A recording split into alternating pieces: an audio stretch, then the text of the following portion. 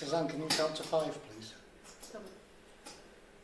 1, 2. The microphone's out now. 4, Yeah, but 5, 10. we're all on that end of it. I turned them off. This one says on. You push it down to go on. You turn it off. I can see it on. No, but I'm not getting involved.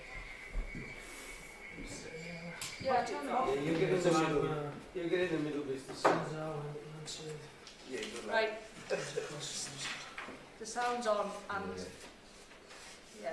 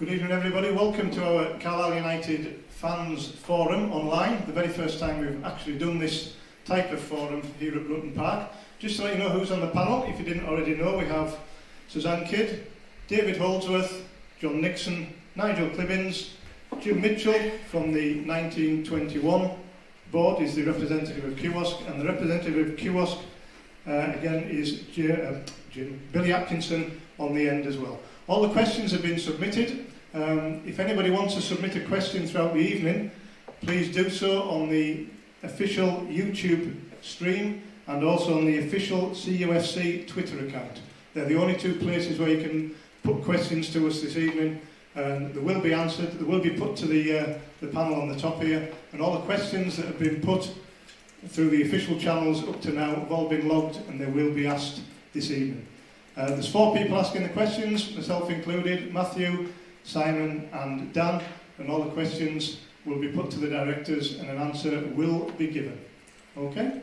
So, we'll hit off with the first set of questions. We'll go across to Dan and he can kick the evening off for us. Evening, folks. The first couple of questions are about the forum itself. Both Hugh McKellar and Richard Mullen have basically asked to do with COVID regulations, i.e. people can be inside pubs as of yesterday, why there's no fans here and why it's online only. I'll take that, I suppose. Well, in the room we've got probably about 12 people or so. We decided that we would arrange it in this format regardless of the social distancing. We wanted to fix it and get it ready to go. Maybe we could have had some fans in, but I think then we'd be into an issue of why have you let that fan in and not that fan in? Are you excluding me because I might ask an awkward question, or are you letting in people who are just going to ask soft questions? So we're going to lose out whichever way we go. So I think it's there for everybody to see. It's live streamed.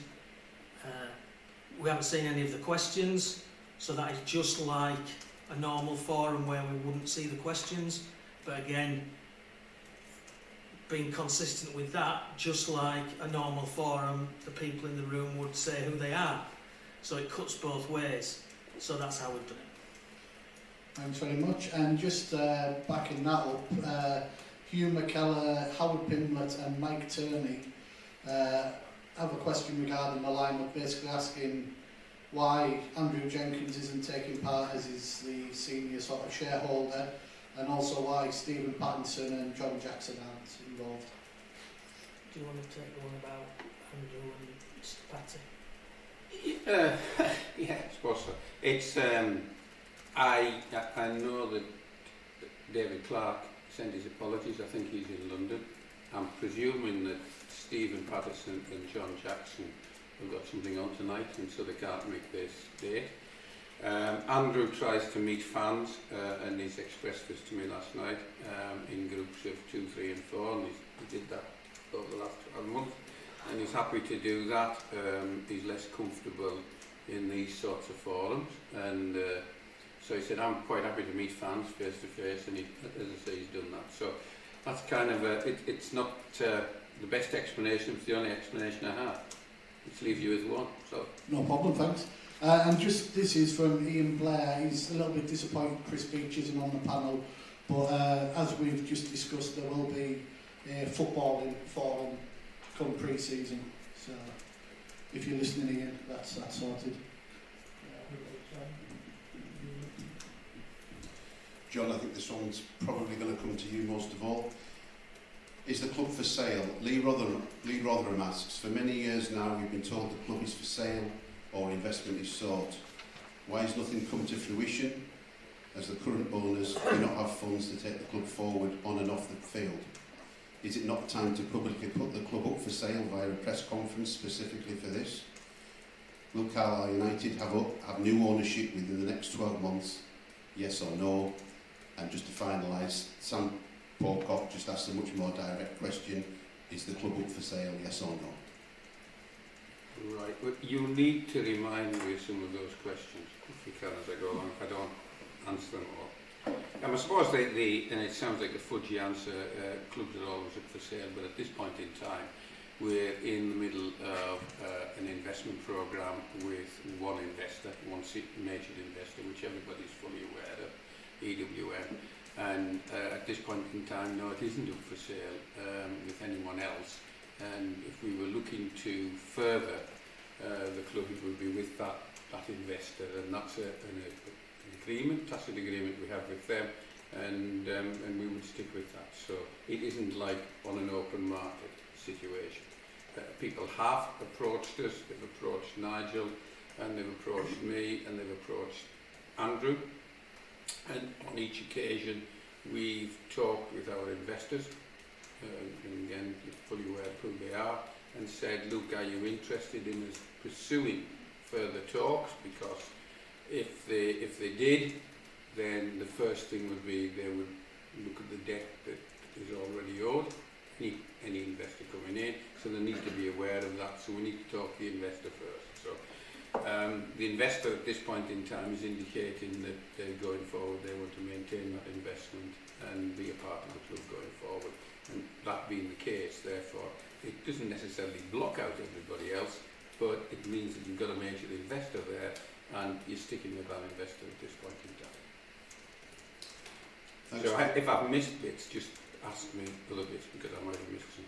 I think the follow-up questions will help you to fill in any gaps that you feel are appropriate. So Mike Turney asks, the existing club owners have repeatedly assured fans that they are simply custodians, despite now having been in situ for 13 years.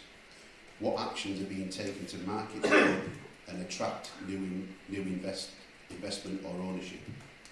And Martin Waller says, what is the long-term aim of the owners to reduce debt and make us more attractive to investors? Right, there's two or three good questions in amongst that. Well, we're currently with an investor at this point in time. And you know, the plan to go forward is already being put together with that investor. That followed on from two, should we say, abortive sort of attempts with somebody from the Middle East and somebody else. So they didn't work out, and so we went in with the current investor, and that investor has a plan, and we've got a plan to go forward to invest in the club. They have invested in the club, and they've put serious amounts of cash in. As regard, just remind me of the other bits of the question. Martin Waller asked about the long-term aim of the owners to reduce debt. Reduce debt and make us more attractive to investors. Yeah, I mean, look, the debt within the club is relatively small. If you look at the assets of the club, and you look at the balance sheet of the club, and you look at the fact that we only have that one key debt, that is another debt to another company, but both debts are well in control. So the debt is relatively small in comparison to the value of the club, and in comparison to other football clubs, or like football clubs as well. So it's a relatively small debt. It isn't a debt that puts any investors off at this point in time. To reduce that debt, then there have been some really good actions taken place over the last 2 or 3 or 4 years that have mainly come through the youth process that we've had. And unfortunately, we had an aim to try and invest in youth after EPPP came in, and we used to say that 9 in every 10 we wanted to get back through. We wanted to get as many in the youth squad through into our own squad as possible. What we've seen in the last 5 years is, in fact, when you get good players through, they get attracted by Category 1 and Category 2 EPP clubs. So they get attracted by Premier League or very, very good championship sides like Leeds and like Everton.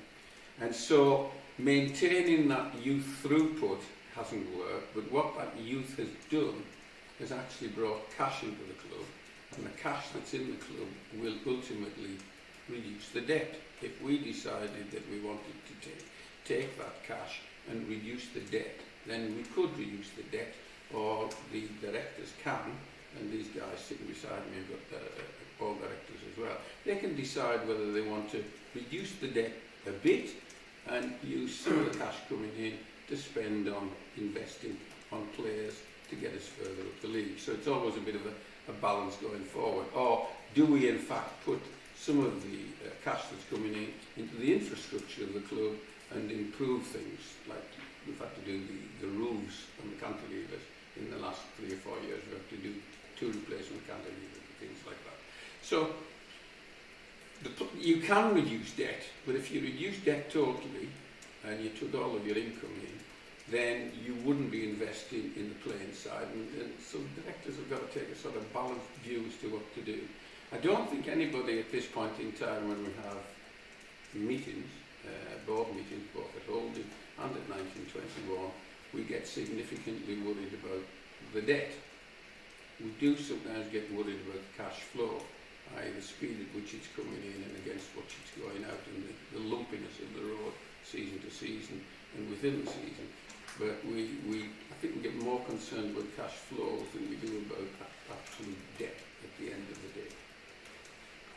Yeah, can I just add to that? I think we've, in the last 2 or 3 years, we've tried to simplify the financing of the club, so the shareholder debt has been capitalised and essentially written off, which makes our balance sheet tidier. It means we've only got, as John says, two major liabilities to deal with, one to Pioneer and one the former EWM debt that's been novated to another company. So that makes it simpler.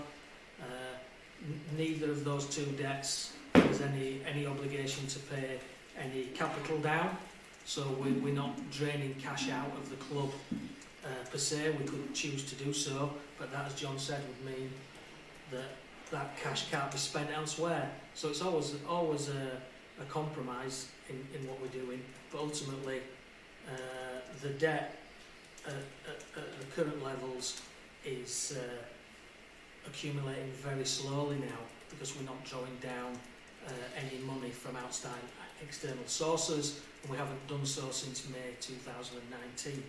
So that keeps the debt low, although it's accruing interest, but we don't pay it in cash. Thanks, John and Nigel. Following on now on the theme of succession, Paul Irving asks, the question of succession was mentioned some time ago and hints that it would possibly involve EWM. Now that EWM are no longer a viable option, what plans do the club have on the possibility of succession, as it's quite clear that the club cannot blindly continue the present setup for much longer with no definable plan? Well, I think kind of John's kind of answered that already in the previous 2 answers, in that whilst the EWM entity might not be a viable option, the people behind that are still a viable option. So it's just brought to a different organisation. Hugh McKellar asks on a similar theme, what if any plans are in place for succession, as Andrew Jenkins is not getting any younger? I think it well done. No, because I think if we tell the story over the last two years of the succession plan, then it kind of puts the bits of jigsaw together. It doesn't necessarily come out with the defined answer, but it tells you how we've been building the picture up. And there was a plan, because this went back to your question about who's the investors, is the club for sale, etc. And we had a plan. We had a plan with EWM, and they were the investors, and they wanted to remain involved with the club, and they wanted it to go forward, and they had the right level of commitment, they had the right level of, should we say, cash and wherewithal to do it, and it was a good fit for the club because they were a local company, etc. So all of the things. And we had a plan of, first of all, we amalgamated shares, and those were the shares that were already existing in what we were then called A and B shares within the holding company. We did an amalgamation of A and B shares to make them all into one share, and we basically, as directors... John, we haven't done that. Well, sorry to disagree with you, but I must make it clear because, you know... Well, let me finish my tale and then you tell us where you're going to change that, because that's fair enough. I'm going back 2 years now. We actually all agreed that we amalgamate our shares because many of us have got A and B shares. And we had a plan to sign those shares over, those of us who had shares and didn't want anything for them, to basically towards EWM. EWM being an entity then, that any transaction like that where you change shareholder has to go to the EFL, and the EFL have got to go through 2 or 3 approvals, but first and foremost they've got to go through owners and directors and ensure that the people coming in fact are the right people, and then they've got to go through source and sufficiency of funds. They basically say, can you cover this season with funds, and can you cover next? I think it's Yes, current season and one more. and one more. So you have a 2 season window, so we've got to go through that. So that process was ongoing, and that was coming into last year. That was done, so everybody was sort of signed up, things were ready to go. EFL, there was some backwards and forwards between legal teams at EFL and others to get it right, as there always are, dotting I's and crossing T's, and ultimately towards the back end of the summer, almost a year ago, that was sorted out. And I think at this forum last year I was asked when the transactions would take place and when succession would happen, and it was, as said, I expected it to happen very shortly. And It was February 2020.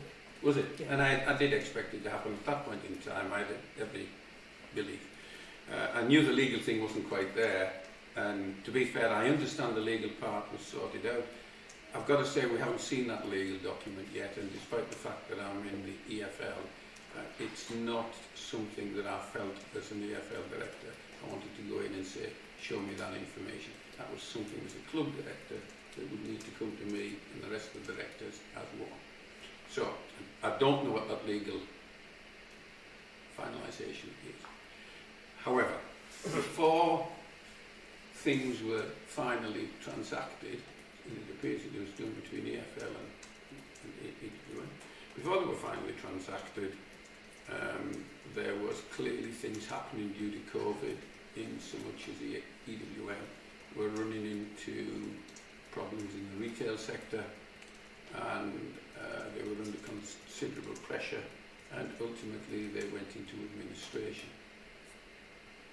That was towards the end of last year. And I mean, the build-up to that was a bit of time before that, because these things don't just happen overnight. So everything that we'd been doing was on hold, and then they must have worked really hard on our behalf, John Jackson, probably Philip, etc., 1 or 2 others, because it would have been the easy thing, and we recognised we were probably at our most vulnerable, and we were probably wondering what was really going to happen if the administrator of EWM, etc., had called in, because the debt was to EWM, the 2.1 million plus interest. And if that administrator had said, well, I'm trying to sort this up, can I have the 2.1 million, then we would have had a difficult time. We would have had to find 2.1 million. I'm not saying we wouldn't have found it, by the way. I think we would, but it would have made life a bit difficult. Anyways, they did a good job, and they evaded that debt to a company called Pure Pay Retail. And Pure Pay Retail then bought, I'm not sure the technical details because I'm not following it, bought out of administration some parts of Edinburgh Woolen Mill, some shops, etc., and some of Peacock's, I think is where they've ended up with. I'm not sure where the Peacock's is. Bondon, right. And in the last 3 or 4 or 5 weeks, they've started to reopen a reduced outfit on the high street. So the concentration has been on saving the business, putting the business back together, and then getting the business going again. We've had assurances in the last 3 or 4 weeks, and in the last 2 weeks, from Pure Pay Retail and from our other major debt, which is Pioneer. We've had letters of guarantee, which is important. That means that we can now give those letters of guarantee to our auditors, and and our accounts can be fine as good accounts, which they are good accounts, by the way. But you need those guarantees. The guarantees are basically saying that they won't be pulling back, and Nigel's got the detail again. I've not seen the letters, but Nigel's got the detail that they won't be asking for that debt to be repaid in the next 12 months or 2 years. Yeah. In order for the accounts of the club to be classed as a going concern, it means we have to be able to pay our debts as they fall due within 12 months from the date at which we approve the accounts and sign them. So, in order for that to happen, auditors like to have letters of comfort and guarantee from major creditors as to what they intend to do with their debt. So we've got two, Pure Pay Retail and Pioneer Food Group, and each of those has given a letter of comfort which has gone to the auditors, which says that they will not withdraw their funds from the club within 12 months of us approving the accounts. So that makes us a going concern, means we can file clean, unqualified accounts for the year ending June 2020. So that's in hand. I explained in my update on the website a few days ago that what our results would show, and that'll show a £750,000 profit, the highest turnover for a number of years, sales income on players of around £1.1 million, I think. So a very healthy set of results with 3 months of COVID, which gave us a platform for this year. So it's never been a question of a cash flow issue. As I've explained before, we've navigated some very choppy waters for the last 3 months of last financial year and the first 9 or 10 months of this one. So that's all good. But as far as filing the accounts, we had to get that technicality over and done with. And you can imagine that when a business has just gone through a catastrophic failure like EWM did, with all the issues of jobs and resurrecting all of that, their focus is going to be on getting their business up and running, and we understand that. So we've had to just wait our place in the queue. We've always known that the support was there. There's never an agenda to withdraw the funds or cause us a problem. And in fact, as John said, the way they handled innovation was as supportive as anybody could be in the circumstances. Yeah. So we are really grateful for that, and that should be really recognised, because it's credit to them. So thank you for that. The next stage then, as John says, is what happens next, I suppose. Well, that's it, and the reason I'm going through this is because having given you the tale over the last 2 years, you can see that there was a plan. We were acting out the plan. The plan was taking shape. COVID and administration put a spanner in the works. Pure Pay have picked it up. We've now got the guarantees. We've asked the question of Pure Pay, because John Jackson, as I'm sure most of you are aware, is a director of Pure Pay and director of holdings. If we want more funds, can we come and ask you for them? And the answer was yes. So the answer was yes. So, the other question that we asked, and these have all been asked in the last 2 or 3 weeks, is what happens now to the share transfer that we've all put together some almost 2 years ago?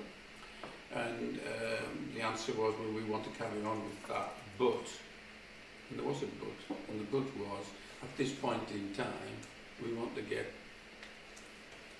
EWM or Pure Pay Retail up and running as a going concern back in the retail market through Pondon and through Edinburgh Woolworths shops that are open, and I'm not really sure whether it involves Peacocks or what, but that sort of group of companies, they want to get them up and running.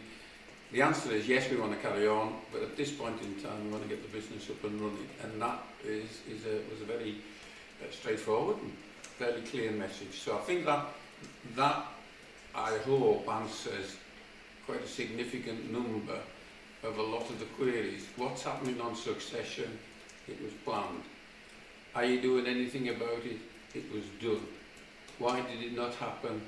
COVID and administration stopped it. Have you got it back on track again? Yes, we're told it has. Have you got guarantees from the company that you've got? Yes, we have. And so forth and so on. So from a business point of view, we're okay. But I do know on my left,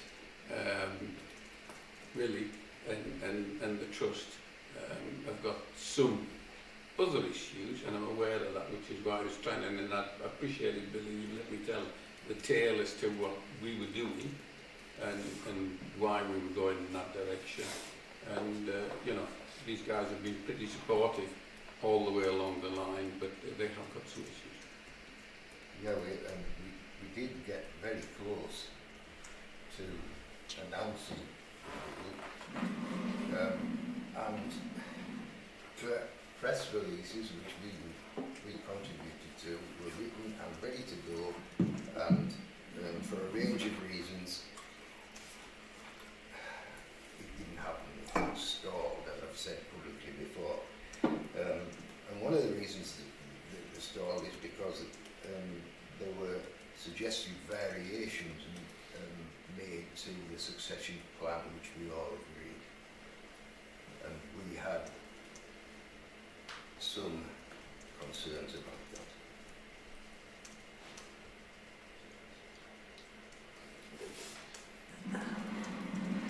I think Jim's very right with what he said there. There was at least 3 occasions where there was an announcement that really should have been imminent. It was going to happen, and it didn't happen. And at that time, you know, honestly, it had nothing to do with COVID, but it didn't happen. Some of it, as John said about, was the stuff with the EFL and things like that. But at one point there was some suggestions of a change to what we'd agreed initially.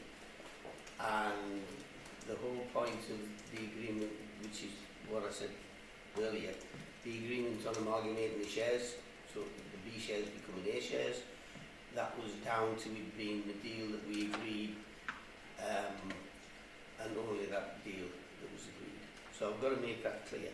That, with, you know, things did overtake it, COVID did overtake it, all kinds of things came into place, but that deal is still, that would be the only way we would agree to the amalgamation of the shares, and I've got to make that clear. Okay. I also think, you know, the football world has moved on dramatically in the 2 years since we agreed what we agreed. And don't get me wrong, I think I've got to tell you that you know, if it hadn't been for Edinburgh Woolen Mill stepping in when they stepped in, this club would have had serious problems, and you know, the supporters and everybody else to do with Carlisle United should be eternally grateful for what Edinburgh Woolen Mill did to help us at a time in need. But you know, the deal isn't done yet.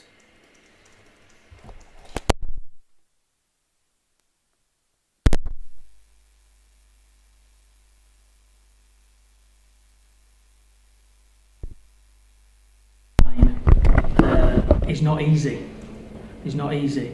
It wasn't easy probably a couple of years ago getting on for that when the agreement was struck at that time, and that was in sort of around the aftermath or running to the Bury FC failure. So these deals are not easy to get through the EFL.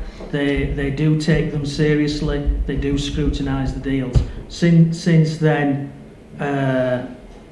Bury came along, and the scrutiny on the EFL and the governing bodies of the game to ensure that deals and people coming into football, not just at Carlisle but generally, are the right people.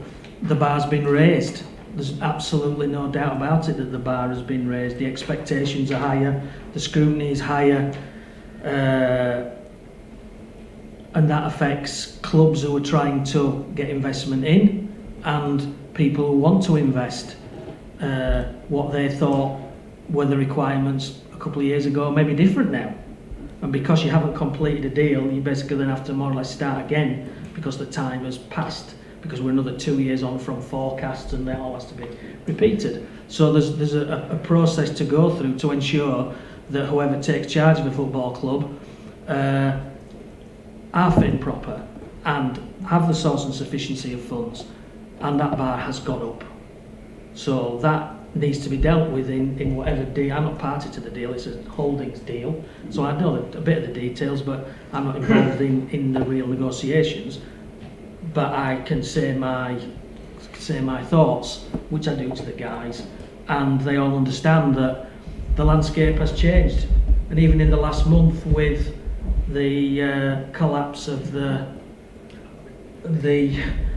European Super League,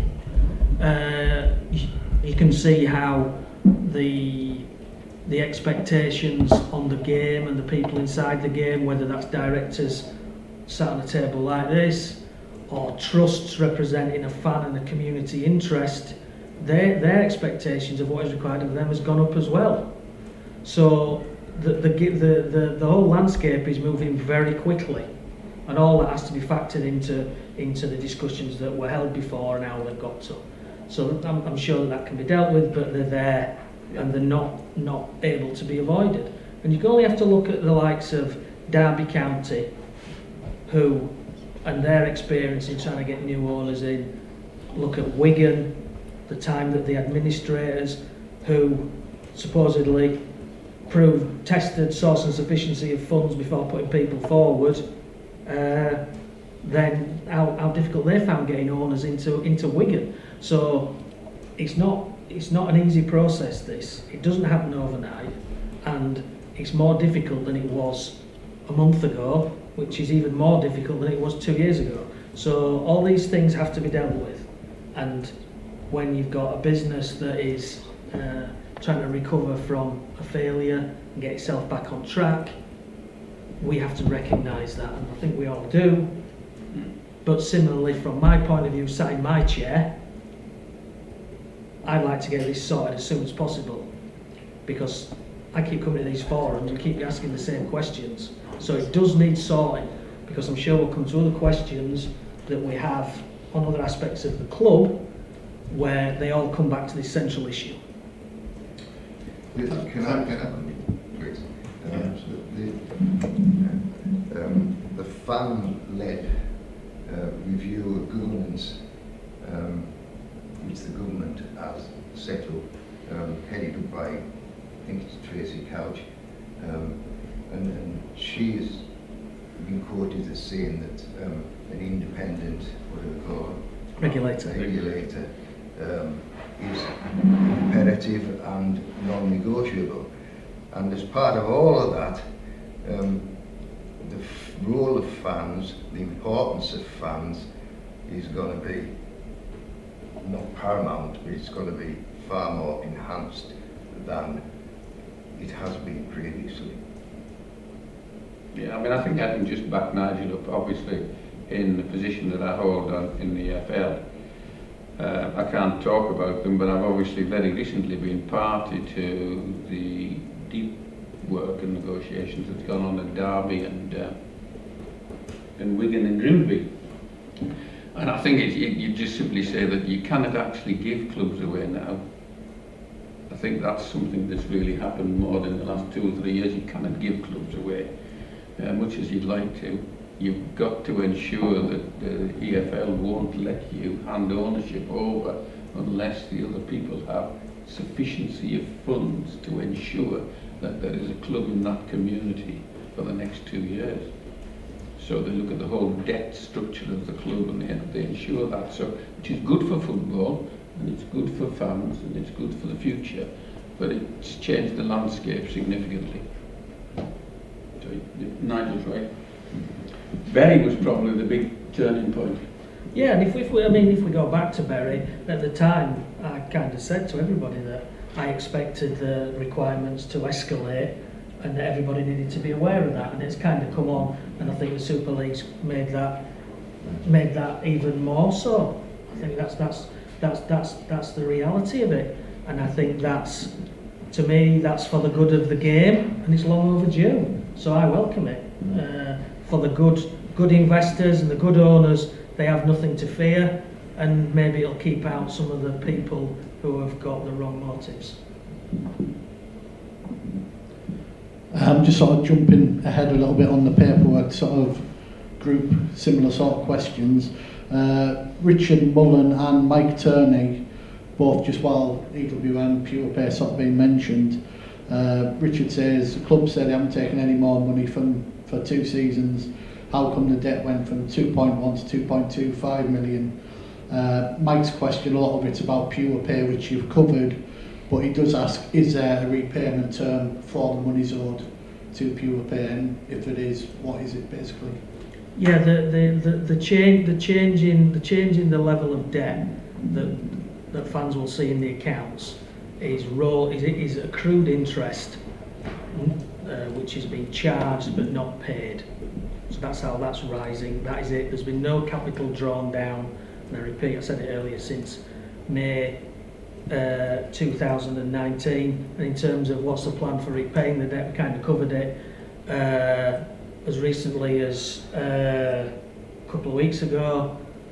And following the audit letters with assurances that there's no plans, no desire to draw down that debt and make any repayments.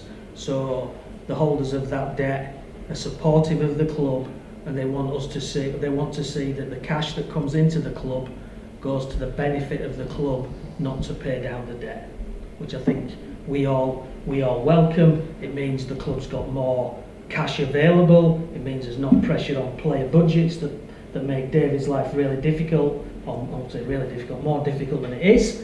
So that's welcome. That's welcome. And just on the last part of the EWM related stuff, Richard also asked, does the EWM sponsorship of standard shirts affect the loan in any way, or was it classed completely separate transactions? They're completely separate transactions. The sponsorships were there before EWM came in as a supporter to provide funding, and their income through the P&L account, their income, whereas the other is cash and debt. No problem. Similar on the succession theme still, Chris Armstrong asks, after John's admission that the directors had run out of money the other year, and with at least 4 attempts to buy the club to supporters' knowledge, why do you think you were the most suitable group to take the club forward, despite what's sort of being discussed already? Well, we weren't. We said we'd use the cash. It was difficult getting cash going forward, and we were obviously calling, in particular, on one director to input at that point in time, and that would be stretching him and his business. So we were fully aware of that. It was a difficult situation, and we weren't in a position where we could get the club at that point in time. We didn't have the youth coming through. It was too soon in the chain. And so we needed funds to actively compete, and so we had this the other plan, which obviously was EWM. And as you say, we'd set up the succession with EWM, and succession has been in motion, and for at least 2 years. But the plan has been there all the way through. Almost since EWM have been involved. EWM started to become involved with the club way back in the 2005, 6, I think 7 period, when they started on Foxes, and so they'd started at that point in time, and so they've always been pretty supportive, and the plan's always kind of been there, and we expected them to get more and more involved. And as I said earlier, it was a local company based locally. They moved into Carlisle, and to be honest, if you'd wanted to get all your ducks in a row, you were thinking, this is working out perfectly right. They moved from Langham to Carlisle, headquartered in Carlisle, Carlisle United, involved with the team. Is this the right direction or not? It seemed to be the right local input at that point in time. Certain circumstances have changed that. Maybe COVID, maybe in the administration and one or two other things, but I don't think it's knocked us off course. Trevor Young asks, he goes, I'm 62 years old and a Warwick Road End season ticket holder. Generations of my family have attended, but he finds it difficult to get his grandkids to have any interest in the club. They use terms such as boring, the owners talk rubbish, nothing happens, and they blow promotion all the time. I cannot argue with them as they are correct, but I'd like to highlight the following as mentioned aims by our owners. Project Blue Yonder, new ground, failed. Achieve Championship football, failed. Increase fan base, failed. Plus many others I could probably list. So my question is to the owners. You've achieved absolutely nothing in the last 10 years apart from mediocrity and made fans lose interest. You've increased our debt for no success. In short, when are you going to accept your failures, that you've achieved nothing, and when are you all going to pack in so we can go forward? I think you've got to say it's the same question. It's a succession plan. We had a succession plan. The succession plan started in earnest in March 2019, was it? I think it was 2019. So the plan was put in place. There's various reasons why it hasn't come about, but that doesn't alter the fact that the board, the holding company directors see succession as necessary. And when the right opportunity comes along, I'm sure that succession will happen. That may be EWM, it may be pure pay, it may be whatever. But, it could be somebody else. But there is an acknowledgement that we need succession, that we need to alter. But that succession's got to meet it's got to meet the aspirations of the supporters, football in general, the government now, because, the government's saying supporters and communities have got to have a say in football. So all of those things are going to come together, and that's different from what it was 2 years ago. But succession is not, we don't doubt that we need succession. Chris Armstrong on a similar theme. You bought the club around 13 years ago. We're chasing promotion to the Championship, financed by Fred Story's loan. It got withdrawn, etc. 13 years down the line, debt of over 2 million, and in League Two for the last 7 years, albeit we're stabilising at the moment. Do you characterise your term as a success? And he also asks that with Mr. Patterson's role of Director of Football being taken by David, Mr. Nixon's role being limited to being on FA boards, and Mr. Jenkins advancing years, what benefit do these directors bring to the football club these days? Was a load of questions there. I'll try and remember them. Take the easy ones first. Stephen Patterson has never been Director of Football. I get the sarcastic comment, but He did actually announce himself once as Director of Football.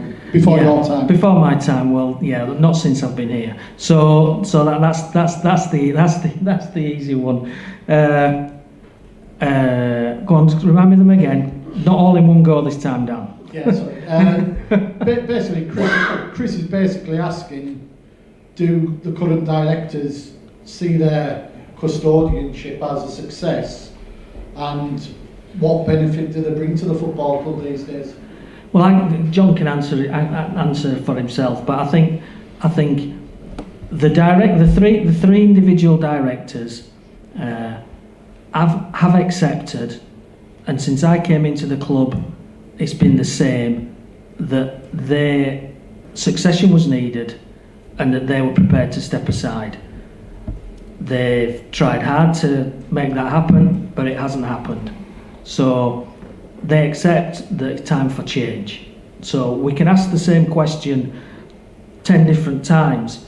They accept that there's a desire to change, and they're trying to find someone to take over. In the interim, while that's happening, from my point of view, what do they bring to the club? They bring knowledge, sound heads, being in the community. They value the club, they're fans, they love the club, they want it to be a success.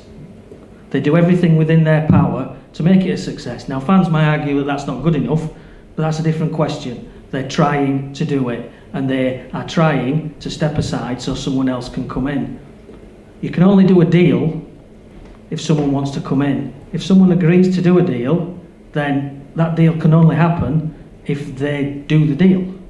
So it's hard to criticise, from my point of view, when they've capitalised the debt, simplified the balance sheet, made a commitment to step aside without taking any money, give it away for £1 to anybody who'll come in. Ultimately, someone has to come in and do it. And I think we've reached that point. It's a repetition of questions and a repetition of answers, if you see what I mean. If you want to add some more, you can. No, I think you've answered it pretty well. I think the directors are, as you rightly say, fans. They've invested their own cash into the club over a number of years. Some have invested significant quantities of cash into the club and done what they've thought are best for the club at that point in time. And it's been a roller coaster over tens and tens of years with the club, so some have put a lot of money into it. There's always been an ambition to be back into what used to be the old League 2 or Division 2 and get back into the Championship, and it kind of got close at one time and then fell away again. So that's always been an ambition. It's always been an ambition, and I would say it not in a negative way. It depends what side of the coin you look at. I think at times that to try and get the Blue Yonder was ambitious, and try and get the City Council on board to create a stadium on the edge of the city was an opportunity that was presented to the club, and it would have been wrong for them not to follow it, and I think any group of directors in any company would have followed that. Now, there was vested interest at that time, of course, with Kingmoor, and Kingmoor would see their part of the north of the city opening up at the same time as probably a football club. That was squashed totally by the City Council, who said, whatever you do, you're not going to get planning permission in that part of the world. So that kind of ended. But I don't think that was wrong. I just think that was an ambition at the time, and it was right to follow that ambition. So I don't treat that as an out-and-out failure. It was one of the projects that didn't work. And I know that they've looked various times since to try and look at new grounds and that sort of thing, or even develop this ground even more. So they're always looking at new things. And I think, as Nigel said, the directors, the incumbent directors, are fans. We love the club, and we are part. We're obviously locals as well, so we're not in it to make money. Never have made any money. And so we will try and always get the best for Carlisle United. And that's never waned in any of the directors. So we can be criticised. I think as a director of any company, and I've been director of many companies, you can be criticised for some of the decisions that are taken in board meetings, but I think generally all directors have their company at heart when they make decisions, and they have an outcome that's a good outcome when they make decisions. They don't make decisions for the destruction of either clubs or companies. So I can't really add anything to that. I'm not trying to justify it, but I'm just simply saying everybody has given a good shot to it. And we knew that. And many people probably would have done a similar thing. We hope that we can get people in who can thrust it into a different direction. That'll be good. And give it new impetus. That'll be good. But it has to be the right people, and it has to be in the right hands, because this is part of the city and part of the community. So it isn't something that you give away willy-nilly. And that doesn't mean you want to keep it. It's just something that you believe, being local and being born in this part of the world, that it's really important that you do keep it and put it into safe hands. And I'm a member of the trust, so I'm fully aware of what the trust think and what they do. So I'm very pleased with their involvement. But we have to get it going forward in the right way. We'll always try and do that. And it's not we're not blockers. We've got to get it right, because we would be criticised more for putting it into the wrong hands if we created another Berry than for not putting it into the right hands and taking our time. The next couple of questions, I'll put it into two parts, but it's from sort of a combination from several people. The first part is from very similar questions from Michael Graham, Sam Pocock and Richard Mullen, talking about basically budgets. We hear that budgets are tight, we have a bottom six budget, you know, we were to establish League One side, we're now in a bottom six tier 4 budget. Sort of how has this been allowed to happen? Is it reflective of the inability to generate income and investment? And what are the plans to increase revenues, etc.? And then I'll come to the second part when you've answered that, so you don't have too much. Listen, I'm not going to answer that part. I'm going to leave it to the guys who run the day-to-day operation of the club, because to be absolutely fair, as a director of the club, I don't come down to the club every day or even every week. So I'm answering the questions as best I can from a director point of view and being part of the holding company and part of 1921. But the day-to-day operation of the club, the budgets and the finance, you have Suzanne and you have Nigel who look after all the administrative side of that. You have David and you have Chris who looks after all the football side of that. So they're on the day-to-day side, and they're, I think, in a better position. I'm not dodging the issue, but they're in a better position to tell you about budgets and how it's worked out. And I don't want to go into SCMP because I'm going to be discussing it tomorrow at League 2 level. So I don't want to go into that because there are certain parameters that each and every club works to, which is based on its income. So I'm going to stop at that. Otherwise, you're going to hear me all night. I'll say to Nigel, I'll pass you the ball on this one, Nigel. Well, do you want to start first, Sue, because you haven't said anything and I'll chip in after you. Not to avoid it, because I've got the notes, yeah. Go on. So, income and revenues, what we're doing to make them grow? So obviously the past 12, 15 months have been tricky and income has bottomed out. No fans, no season tickets, no matchday revenue. It's beyond difficult. We, as John alluded, we operate within a salary cap, which is very fixed, very structured document. So within that we include all of our player costs, including medical insurance, agents' fees, everything. And against that we put our income.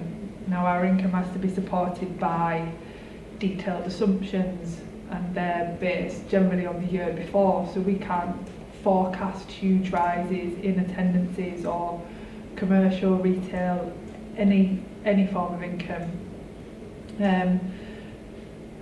We operate within our means, and that's been really important to us for the last 3 or 4 years, to operate within our means.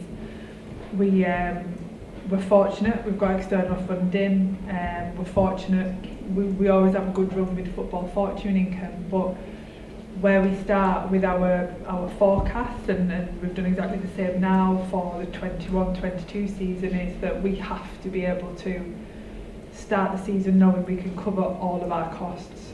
We've all been here in times gone by where we haven't done that, and we've got to October, November time, and you're tossing a coin on who you pay. You pay the revenue, do you pay your kit invoice, do you pay your wages? And nobody at this table wants to run a club like that.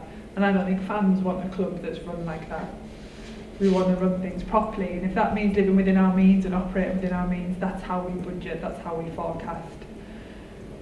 We have fortune that comes in, the player sales, the cup income, bits of broadcast income, and we make a decision as a board, and the last 3 to 5 years the decision's been we feed all of that back into the player budget.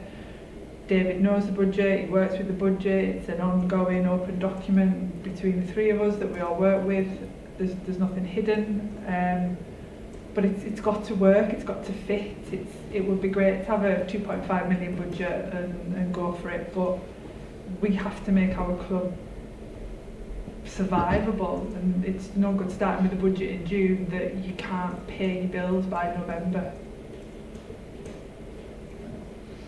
If I just kind of add to what Suzanne's said, first part was, I think, how has our budget been allowed to get to being in the bottom quarter of League Two? If you look at finances in League Two and go through the clubs, there's the models that operate financially in League Two are not dissimilar from further up the pyramid in League One and the Championship, but the numbers are just a bit smaller. You have clubs who have a benefactor who bankroll them. Some of them are a lot smaller than us, maybe Salford, and their person who funds them gives them a budget which is not in line with their income. So there's a lot of clubs in this division like that. More clubs than you probably think, really. So that's the first one. Then there are clubs who have owners and shareholders who can't put that level of investment in. So they have to be self-sufficient. And they have that self-sufficiency doesn't mean that their business pays for all their bills. What it means is that they don't use other people's money. So what that means is that they then rely on Football Fortune, as Suzanne says. And that is that group. Then there's another group that are fan-owned clubs, and they don't have the benefit of benefactors either. And they boost their budgets by Football Fortune. So they're very similar to clubs like us who are not getting the benefit of extra investment from other people, but they've got a different shareholding structure. It's the same thing. And if you go across all the clubs in this division, almost without exception, every single one of them is paying wages and having a plain budget that is not supported by the underlying business of the club. Tickets, retail, commercial. Football League money, solidarity money. That goes so far, and then there's something else that tops it up and means they spend a lot more. So the clubs in this division who are spending a lot more than us, their top-ups are because they have got sources that are a lot bigger than ours. At the moment, our only source is Football Fortune. And what do? We could do what we did in maybe 2015, 16 and 16, 17. When the Football Fortune comes in, we spend it all. So then our wages go up, but the next year when we haven't got Football Fortune, we've still got the high wages, but we've got no cash. So we run out of money. So you've got a problem. So what we have to do is manage the cash that comes in so that it's spread over time, so it's not all burned in one go. And that is where David really helps, because he sees that and he takes a longer view. So he'll say, right, okay, we need to keep building our budget and growing it. I'm not going to spend all the fortune from Gerard Branthwaite this year. We might need some of it next year. So we work together on that basis. So we've got a flow, and that approach has been absolutely valuable during COVID. So we entered COVID with cash in the bank. It was a cushion. We had a wage bill that was competitive, which allowed us not to be worried about going bust and running out of money, but also compete. But we knew we had a cushion in the background, and that's good financial management. So just getting back to round that point off, our budget is not low because everybody else is better than us at doing this or better managed. In the main, it's because they've either sold more money, more players than us in the past, Exeter, or they've got somebody bankrolling them that makes their budget higher. So those factors have got to be addressed, and not addressed, they've got to be factored in. So that's the first thing. Second thing about income and revenue, whoever it was Richard who posed that one about what you're doing about your income, it's right. And I've said this for a number of years. As well as having Football Fortune and as well as having investor money to top it up, we have to grow the income of the club so that we're less reliant on both of those. And that has been a historic problem for this club. And it comes from basically 3 areas: retail, match tickets, hospitality, commercial. Hospitality, commercial together. So if you just go through those. Retail, what we're doing about it? We changed the kit supplier, we're getting kits that are more saleable, and our kit sales are going up. Even during COVID, the retail sales are holding up really well. I think we've got an excellent kit for next season that I think will be really well received. No doubt about it.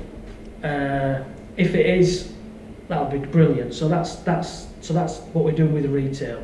Yes, what can we do better? We could get a better online shop. We could expand the shop, get more stock in it, but that takes investment. So it has to be a balance, because if we, as I've said before, if we're doing that, we're taking it away from other aspects of the club. So that's what we could do. Commercial, it's really difficult. Part of the reason it's difficult is the stadium. When commercial people want to have an experience and come and spend, sponsor and all these kinds of things, you need to have the right environment, and we haven't got it, and that will only be fixed when we sort this stadium out. We can do little things, we can renovate rooms, we can work with CUSG in certain areas, but that's tinkering around the edges. We all understand that. We know it's a long-term problem. So, but we're trying really hard to make the best of the assets that we've got. We invested in a big screen. That's an income generator. As soon as we got it, kind of COVID came along, which, great, that really, and then there's no fans to see it. So who's going to advertise on the screen that nobody sees? You see what I mean? So you make investments to make a return. We want to make more investments. The challenge of me and Suzanne and Jim is to convince the holdings board not to listen to Chris Beach and spend it all on players, but listen to us and spend it on some renovations. And it's a balance, and that's where they've got to we've got to do it, because in the end, cutting through everything, winning football matches matters most, because that has the biggest gain. You win some football matches, it can overtake, the income growth will overtake everything else that you can do. So winning is always the priority, we keep saying it. So in terms of what we're trying to do commercially, we're open for business, we try and build relationships with the community. David did a great deal with Thomas Graham, which was well received by the fans. We've done another deal with Kitchen Rebels on the backs of the shorts, again well received. We've got some other deals that are in the pipeline that Jenny was talking about today when she came in to see Suzanne. So it's encouraging, but we need to be under no illusions here. For us to get businesses in this city to come and sponsor us at this time is difficult, because they may be furloughing staff, they may be making staff redundant, and we're saying, notwithstanding that you can't afford to employ people, do you want to support the club? It's a very difficult time. So in the short term, it's going to be hard, but we accept that we need to do better. We accept that that income growth has to come, and it has to come really through investing, and that links back to succession. So I said earlier on, loads of things at this club come back to the same thing, because you need some capital to buy stuff to make things better, to attract people in, whether that's better tellies, better rooms, better whole environment. So you can't continue to do it by cutting costs, which is what the main emphasis has been. So keeping all the costs of the club down. So I do accept that that's an issue, and if you see in the accounts and what I talk about, we know it's an issue, we accept it's an issue, and that's the biggest challenge for this club as I see it, is to grow its income. Small beer though, it is no pun intended. The catering side of things, we're hopeful will get more income with the new arrangements we're planning. Yeah, so just start taking that on to some practical examples. So if you look at investing and trying to make more money, we'll be announcing some changes on the catering, which we've kind of teed up over the last few weeks. That'll be in the coming days, imminently, probably next week. We hope that that will enhance the matchday experience. It'll give us more control, and it will allow us to make more income, which we can then reinvest in the club. So that's that. On ticketing, we're very mindful about ticket prices. We're looking at next year's season tickets to do offers and initiatives to try and get back the fans who may have been away for quite a while. We've done some research and we see that providing a COVID secure environment is an important thing for a lot of our fans. There's been a national survey done, which some Carlisle fans have done, so we're very focused on making fans understand that they can come to Brunton Park and it can be safe and secure, and that the COVID risks are being managed well. We've demonstrated that we could do that with our trial games last year and the other games that we had. So we're doing that. We have been we've always had a crystal clear policy about refunds for our season tickets. We've left them. We haven't put season tickets on sale early because we didn't want to take advantage of fans' loyalty in terms of give us your money for a season ticket and then we can't fulfil and you can't come to games. Lots of other clubs have done that and they've said, oh, thanks for the cash, do you want it back? And it's kind of maybe even a guilt trip. We need the money, please don't take it back. Now you've got it, and there's clubs already doing it this season. There is no guarantee as we sit here now that every single fan who wants to come to watch every single football match can get in next season. We still don't know. Yet season tickets are being sold. We're not going down that route. So what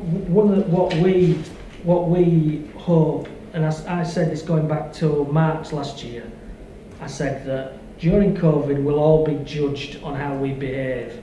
And I personally think this club, operationally, we've behaved well during COVID. We've treated our fans with respect and we've done a good job in difficult circumstances to get through without hemorrhaging cash, ripping fans off or upsetting anybody.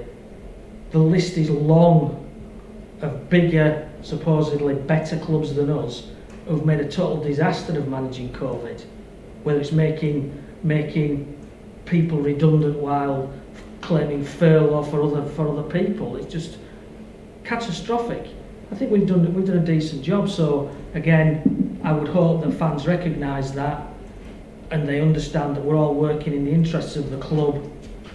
We want it to do better. We can't get it right all the time, but we're trying our best every minute of the day to do it.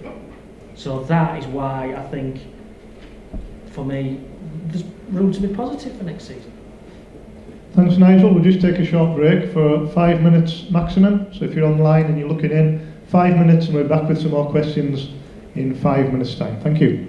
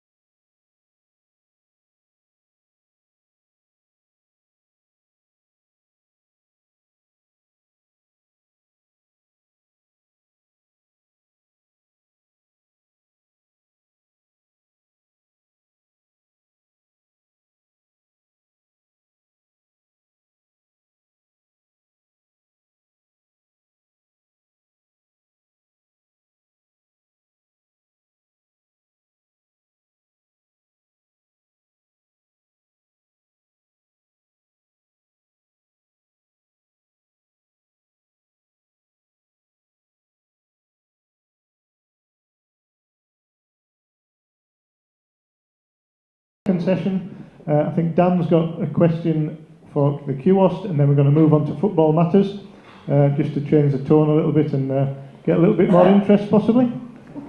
Thanks. Thank you. Sorry, just to jump back a little bit, just to budgets, a really good question's coming about the SCMP, with clubs having to revert back to it after the PFA's appeal. Has this caused any issues with the budgeting, especially with dropping income due to COVID? No, we've had the outline this week for the new old salary cap for next year, and there is a caveat in there that we should assume full crowd, normal level, well, normal pre-COVID levels of income. So there is a caveat in there that we budget at that level, and if anything changes, we'll all look at it as a group. So we are budgeting under normal circumstances, which we are hoping comes to fruition anyhow, of full crowds and full season tickets. We've got a few questions for kiosk. The first one was actually from myself, Dan McLennan. So I asked kiosk, what do you say to fans who think you are stale, stuck in a rut and largely irrelevant to the vast majority of our fan base? A lot of people, I speak to a lot of people, they look at your setup and they think same old, your 5-year plan has disappeared into the abyss, and you sort of seem a bit more obsessed with other stuff such as diversity, etc., than what should be your far and away your main goal, which is to provide the fan base with a legitimate voice in the boardroom. You are represented, I acknowledge that, but to the average Carlisle fan in the street, you're about as relevant as a dead otter. I think that from the boardroom one, you'd have to ask the directors whether we try to. Sorry. On the boardroom one, you'd have to ask the directors whether we ask the relevant questions or participate fully or hold the club to account during board meetings. I think. Excuse me. I think what are we? I mean, what is it that the football supporters are looking for from the likes of Football Trust now? Are they looking for us to just be people that go around trying to raise money for the club, or do they want us to be an organisation that holds the club to account, to try and make sure that the club tell the supporters what's going on around the club? It shouldn't just be for us to tell the supporters what's going around the club. We need to make sure that we tell the club, we get the club to do that. I don't know, I think we have difficulties on the fundraising side, you know, although I think we did reasonably well with our fundraising over the last year. But I think what we need to be is an organisation with our shareholding that holds the club to account on all the things that you've been talking about so far today. And we try to do that constantly. But, you know, to ask whether we've, what we do in the boardroom, you need to ask the directors whether we're effective. Look, I can only say that, and particularly on the Holdings Board, because I know Billy on the Holdings Board, he challenges regularly where other directors don't. And he can be referred to as a bit of a pain in the arse, and I know he's thought about that way at times, because he does push for questions and he pushes uncomfortable comments and questions forward from a fan's point of view. And it's not easy, because he's a single voice and he's sometimes looking for support inside that board, and it isn't easy, and I appreciate that sometimes when he's got things to say. So I can only assure people listening that he does a job of a good director, but it is a single voice, and he does a good job, and I'm not being sort of totally supportive of Billy. It's just the work that's done, and for many, many years, those sorts of questions weren't asked, and life was much easier. But now the questions are asked, they've got to be answered. And the reason that we got through into succession plans, and the reason that we took some difficult decisions, and I fear we may take some more difficult decisions, is because the likes of Kiosk will be pushing all the way through. And I'll leave it at that. I think they do I've got to say, and this will be unpopular, so don't tell me what people are saying, they do a job in that boardroom, and we invited them in, and they do that job. I think I'd just like to add something to that. The debate on the future of the game and the fan-led review is looking at supporter involvement in football clubs as a key, and I mean key, element of good governance and making sure that clubs operate properly. That is what, if you speak to or listen to anybody who's involved in what is coming from the government, that is the role that they see trusts having.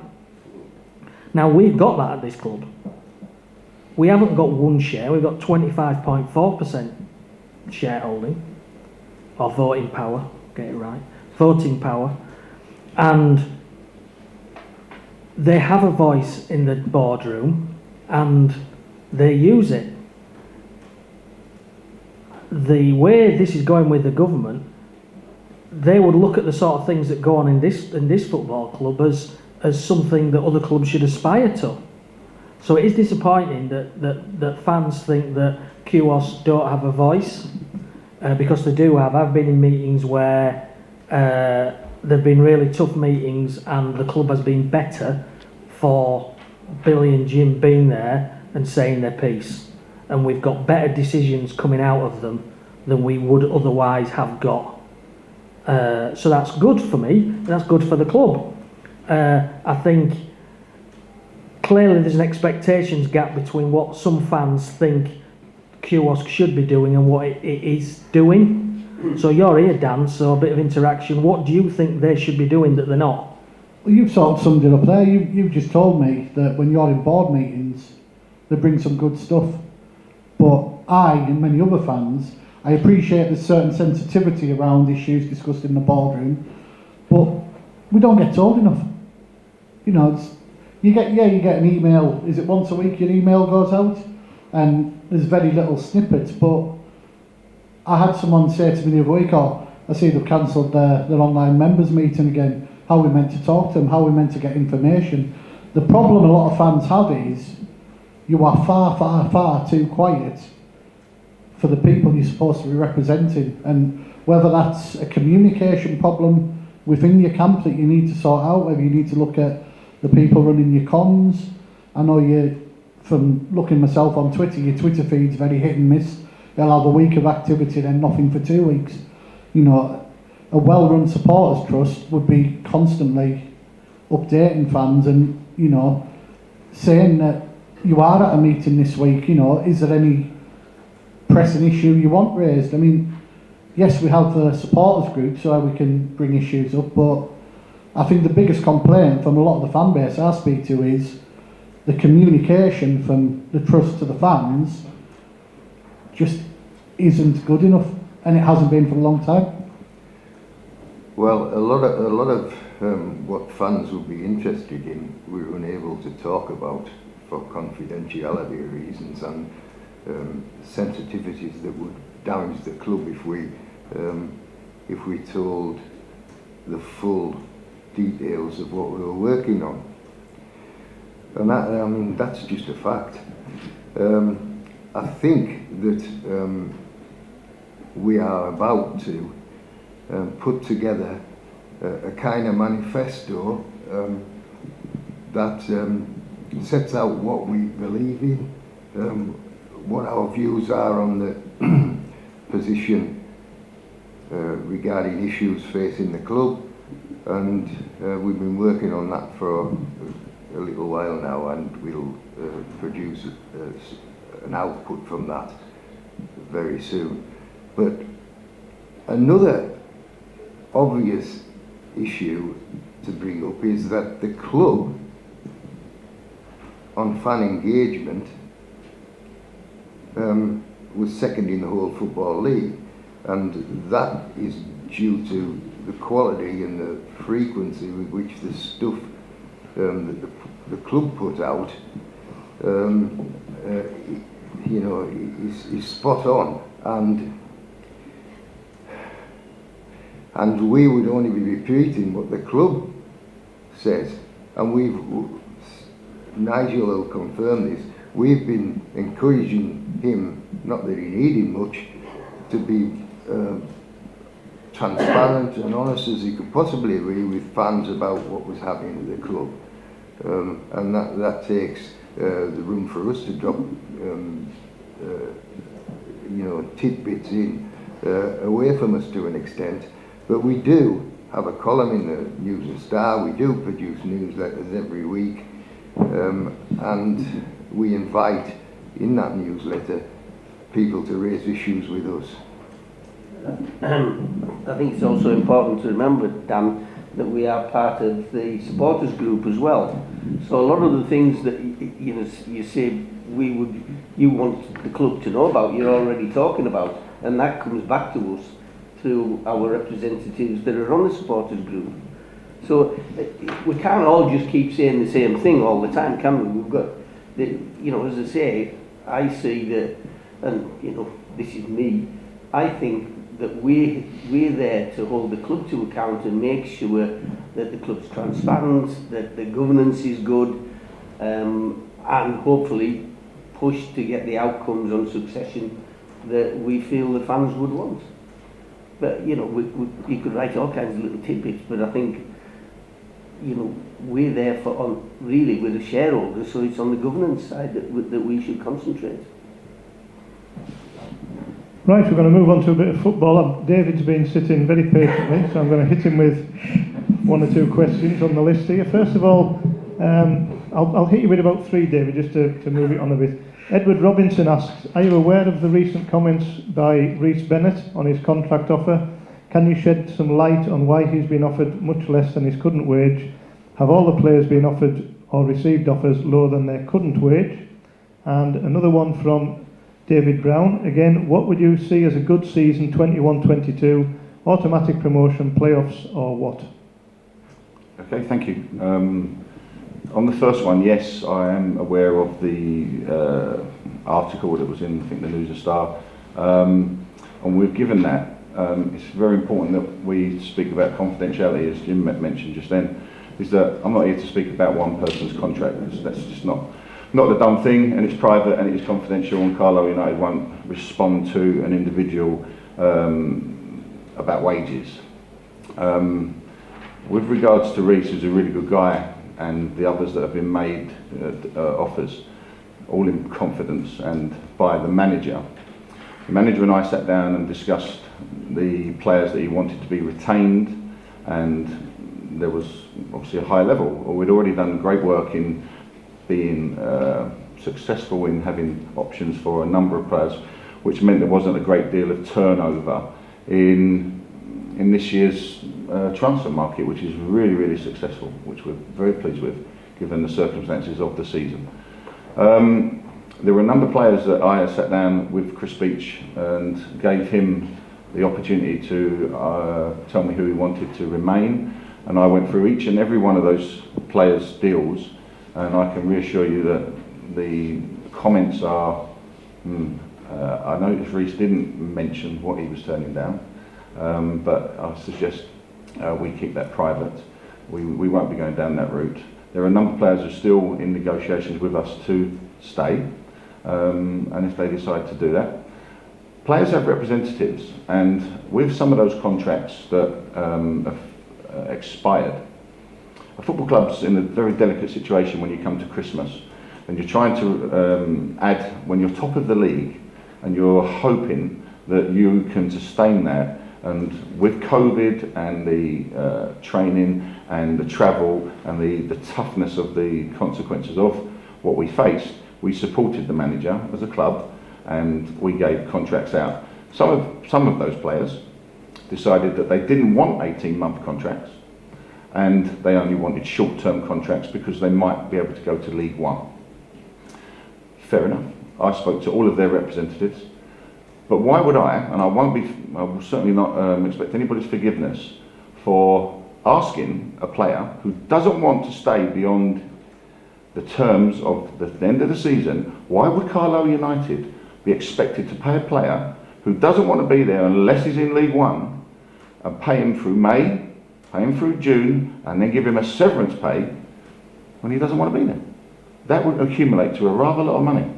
And if those players had representatives and they signed a contract, they should be happy with that contract. And if they don't come to me, don't come to Carlisle United, and go to their agents. Each and every one of them were given individual deals that expired at different dates. That was for the best of this football club, and doing the due diligence on that, it's saving us money. If those players didn't want to stay because they weren't going to League One and we didn't get in the playoffs, and unfortunately we didn't, why would I want to pay them throughout the summer?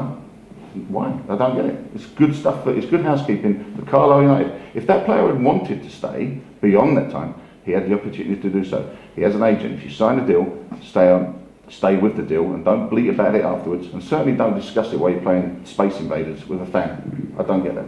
So with respect to each and every one of them, we'll cover that when we need to. Where do we want to be next year? Yes, we want a successful season. Chris wanted to retain the majority of this group. There's a very, very good togetherness in that group. We saw that, and they did everything they could. Yes, it was tough, but yeah, we want to be challenging for at least the playoff place next season, without a doubt. A couple more on the football side. Ian Blair asks, no goal scorer in top 16, brackets Mellish 17th. Will we sign a goal scorer and a top midfielder? And Howard Pimblett says, Sedwin Scott scored 4 in the reserves, yet he wasn't given a chance. Why? I totally agree about the goal scorer. I think Chris we went beyond our means really last when we signed Gavin Riley, and it didn't really fit. JJ contributed a great deal. I think our forward players and our flexible forwards, wide players if you want, could have done better. Our goal return wasn't as good as it should have been. There was a low 5, 6s, 7s. Is not what we want, and obviously that's for the manager's decision to recruit a centre forward that he feels can to have that. We'd have loved one. We brought in Zinzala, who didn't get to pace straight away, and certainly wasn't match sharp, considering it was not his fault. He was on the bench or in the stands at Crewe, and he hadn't played a lot of football, so it was no fault of his own. But we went out and we recruited a League One striker, who has aspirations to go back to League One, which is absolutely right. If you're a footballer, you want to play at the highest level. We recruited him, and it is what it is. He's a great character, the boy, and if he wants to re-sign, he can. That's no problem to me or to the manager. We all want a successful season, and having a main goal scorer is something that Chris and I and Gavin Skelton had a 2.5-hour meeting yesterday looking at options for strikers without no detail. We're actually meeting one tomorrow, so we're not sitting about hoping that one might just pop up. There's a lot of, we've inquired about 3 players on loan. We have to replace JJ, who on behalf of the club has done a great season for us, really fitted in with the fans, and we wish him every success at Rotherham, we really do. So the search is on for that striker, and Chris and Gavin will look at, undoubtedly with everything that we can in our resources to find them options. We're not looking for one, we're looking for 2 or 3, because we have to have a multitude of options going forward with the boys that are already here, which is a good thing. Thanks, David. I'm going to come on to training facilities now. We've had questions from 5 fans. They're all of a similar theme, and it may be that Suzanne can add some comment from a financial perspective. So Paul McAlevey asks probably the question that summarises the rest, but I will move on to name check the other fans' questions. So Paul asks, are plans in place for alternative training facilities for next season in case of adverse weather? Chris certainly mentioned that as a big constraint and a hindrance this season. Mark Banks, again, a similar question, and he quotes previous relationships with Dalston, Crichton, Richard Rose, Penrith and Kendal rugby clubs, etc., and how we've used them all before, and how good it would be to have a modern sports hub facility. It would attract better players, and quotes models in place at Accrington and Fleetwood. Gary Parkin again says what Chris himself said, that the to be hit by the additional challenge of a lack of training facilities was certainly a hindrance this season. Kyle Sproat asks if this is maybe the biggest conundrum facing the club, more so than the actual stadium itself.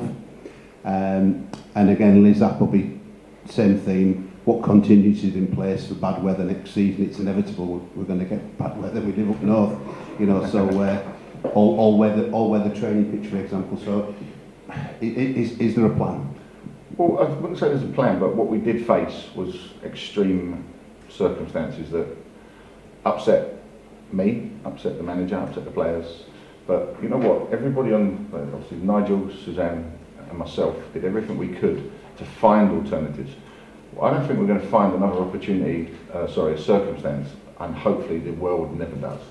Due to the fact that there were some places that were shut and they couldn't let us in due to COVID, restricted what we had. Chris did obviously explain that in his mannerisms, and that's fine. But we all support the team and we all support the players and the manager. We tried everything honestly, even going beyond where we needed to be. It was very, very difficult, given the fact that -7, -10, the groundsman did a great job. I don't think we're going to face this again. Would we like an alternative venue that says Carlisle United, that's got big windows and a swimming pool and a 4G? Yeah, I'd love one. I would love one. I would love the council, if there is a chance to do that, to sit down again and have an opportunity and maybe surprise somebody that we could actually work on that. Can the club do it? Without the relevant finance, I would assume that's going to be the biggest thing in anything that you invest in. If you buy a new shed, you want everything all singing and dancing. It will come down to investment, and that's not done easily. When you relevance to Fleetwood, the gentleman behind Fleetwood's training facility has done an amazing job and invested a huge amount of money. It's a great facility, and there are many more like that. We would love one. We would love one for the players. It would help with recruitment. You know, we're meeting players over the next few days and we want to bring them to the best environment. We're going to show them how hard our groundsman is, who's working really hard on our pitch right now. But yeah, it does take money and it takes everybody pulling together in the area. Can I just add something? Just to throw in another name there, because I missed a vital element of Kyle's question. He's flagged up Newton Rig. The current situation there is that college is closing and has potentially good facilities. Is anybody exploring that in case it might be an option? Well, that's a new one. That's a new one to me. It's something that we can take away and look at. That one. Got a note of it, Newton Rig. I think we need to just understand what the issue here is with the facilities. Carlisle gets winter weather every year. It's had winter weather before Chris Beach came. It had winter weather with Keith Curl. The club has always had alternative provisions. We've had more alternative provisions to deal with the weather since David came in. He went and found some extra ones. But the club has always had winter provisions to deal with alternatives when the training pitch froze, because it freezes every year. So that is no different. As David said, the key point to understand here is this year we had COVID. So during the time at which we needed the alternative facilities, the places where we would go were unavailable because they were locked down. So it wasn't a fact that we didn't have the contingencies, there's that all the contingencies had gone. There just wasn't anything there. So we talked about rugby clubs. We shouldn't have been using any rugby clubs because the RFU had locked them all down. So next year, if it's frozen, we can go to Kendal, we can go to Penrith Rugby, like we've always done. So it isn't a fact that the club hasn't had contingencies, it's that all the contingencies went away because of COVID.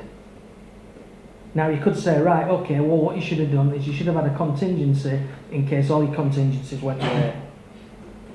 Now, that'd be nice to have, but we can't afford it. Now it goes back to the point I said, all these things come back to a lot of these things come back to a central issue about investment. So we talk about Fleetwood, their club is not funding that development, it's their owner. They have less fans than we do. They lose millions and millions of pounds every year. It's their owner. So if you're going to go down that route, you need someone who's going to bankroll it. So it comes back to the same issue. Now, even if we get a new owner to take over, there is no guarantee that owner is just going to come in and start writing cheques here, there and everywhere. And in fact, I would doubt that that's the case. So we need to get ahead on our expectations, I think, here. So we've got to understand, A, the issues that we face, and B, don't necessarily beat ourselves up about it, because they're just normal for the club. They're just normal. It just happened that this year, it came on top of the other stuff. So will it happen next year? Well, what I would probably say is if we got COVID and the whole of the county was locked down, and we were locked down, we're going to have training problems if it freezes. That's my prediction. That's it.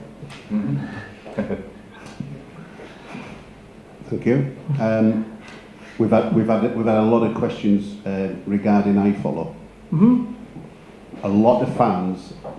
I'm not saying they would prefer to be not to be at matches, but they like the service, and particularly for what I would call exile fans who don't live in close proximity, they would be very keen to have it next season, and even prepared.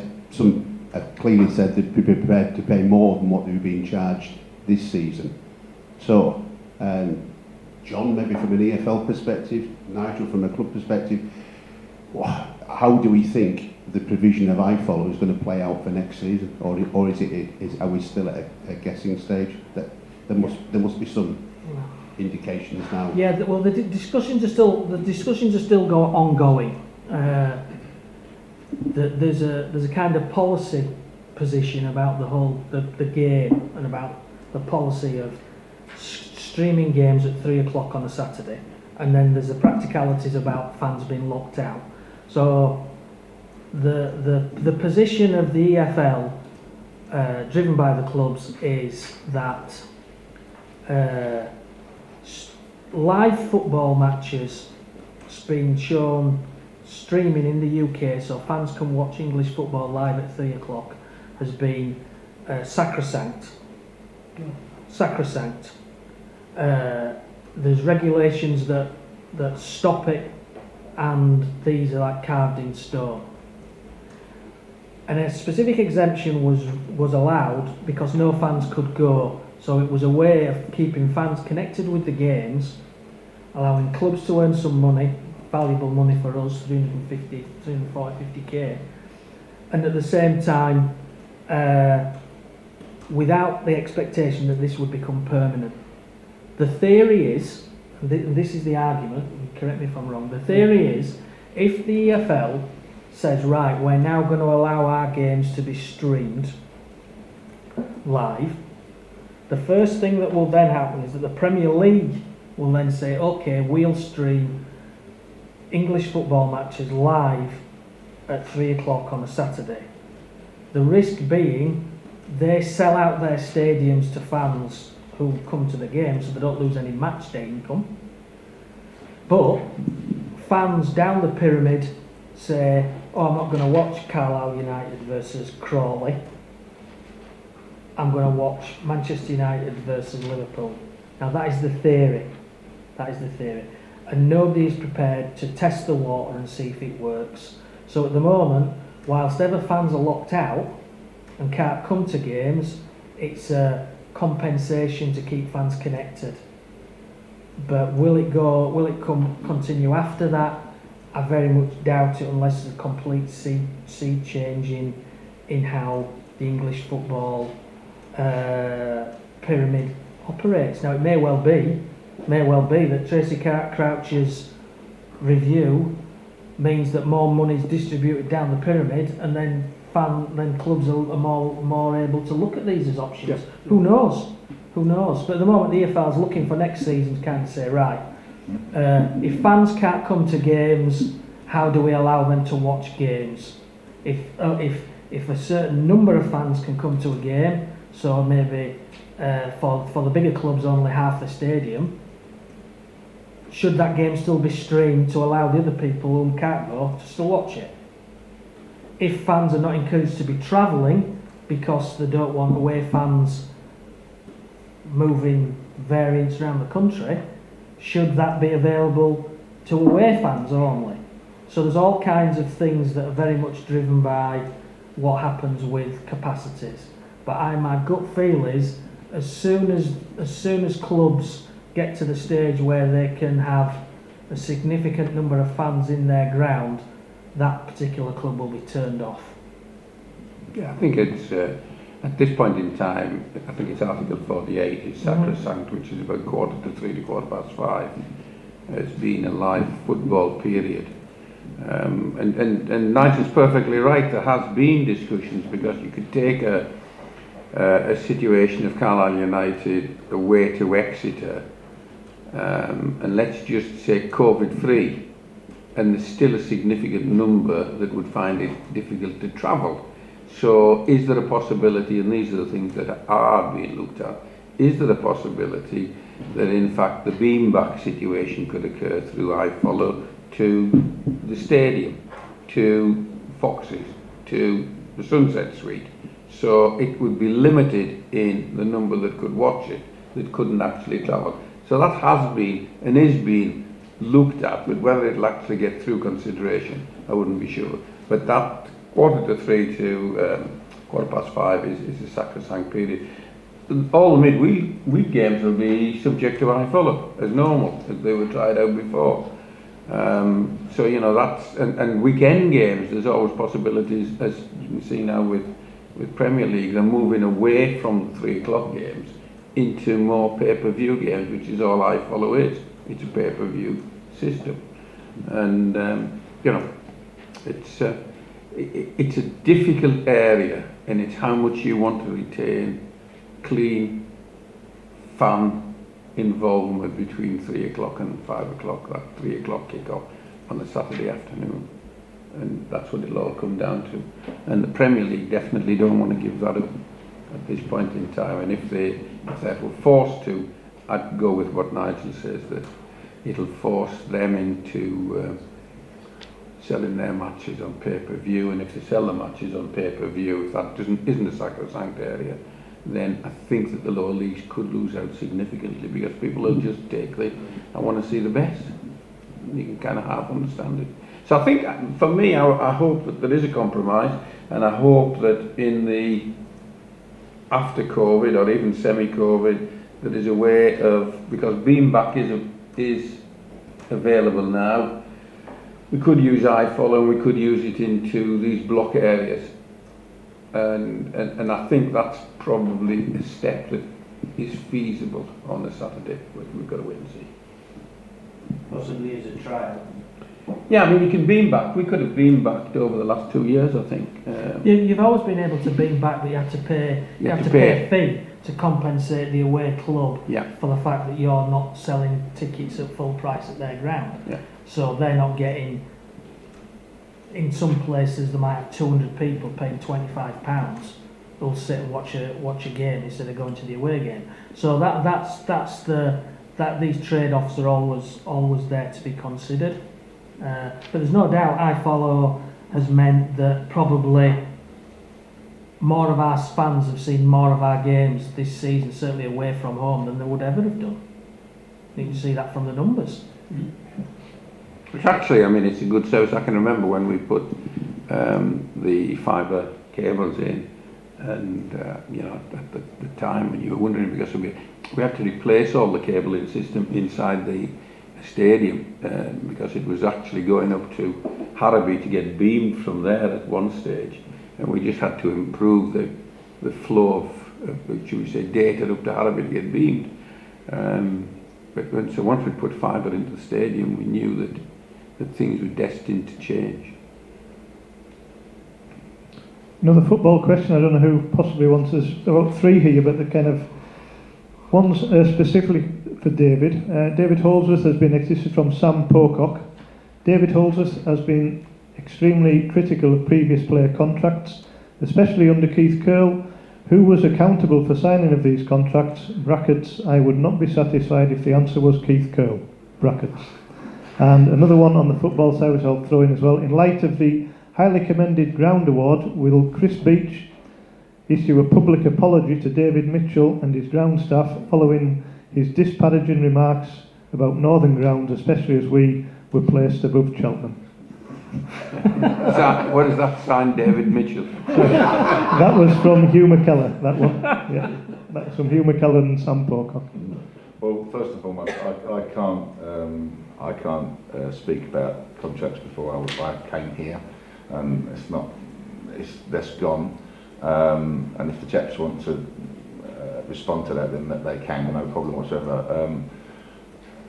When I'm very careful the way I'm going to put this, because there are expectations, and what I will say is I do know that Carlisle United supported various managers, and when the manager fails, the only people who get the blame is the board and people that are working at the football club for supporting that manager. So it's a no-win. You know, you go out your way and then you support a manager in a great deal, or wherever how much.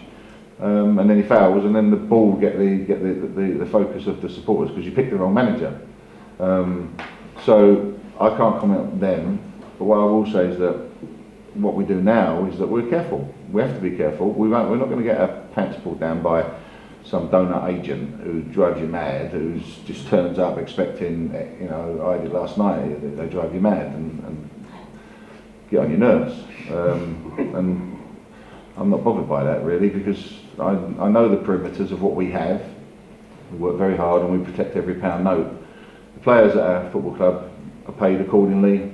Every deal, as I spoke about prior to doing a deal, is that you know the perimeters. There's no point in us going for a player at Salford or a player at a different club who have expectations and can outweigh the demands. And we've been great at how we've done it, and I'm delighted where we are. Nigel and John and Suzanne have given me the support when I've needed it, and we've supported each manager in the last 3 years. John Sheridan was different. John Sheridan didn't give a monkeys about anything. He was a brilliant guy to work with, and he's a friend of mine, and I like John.